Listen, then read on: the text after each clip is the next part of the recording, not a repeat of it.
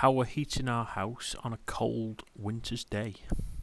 I'm producing this video to answer a question from Brian Russell.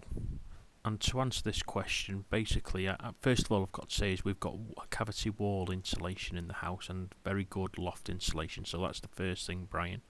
But moving on to the layout of the house, we have a south-facing bedrooms upstairs and the bathroom upstairs. Downstairs we have the games room and the kitchen facing south, and the thermostat is located just below the stairs. And you'll have to excuse the rough drawings, but I just whipped this together just to answer Brian's question. Our thermostat is a Tado, so it's a smart thermostat and it's got some really good features, but we set the schedule up like this, so it's 16 degrees from the night, 20.5 on the orange parts, and we do this through a 12 kilowatt electric boiler. So we start off at 5 AM in the morning where the boiler kicks in, and you can see that in the dark grey shading in this picture, and the boiler goes off at about 7:30.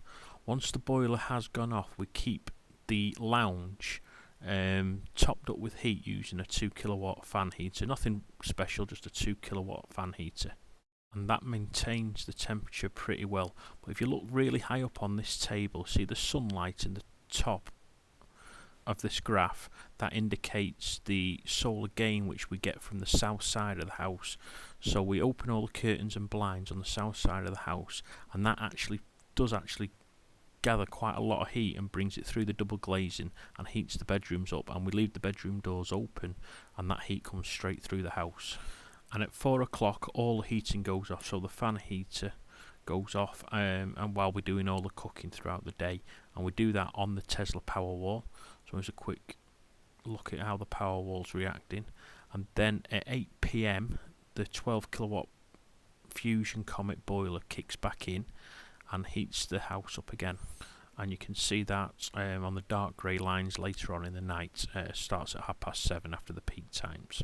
The dotted blue line is the humidity in the house, and that's well worth taking a look at as well, because that's important to keep the heat in the house.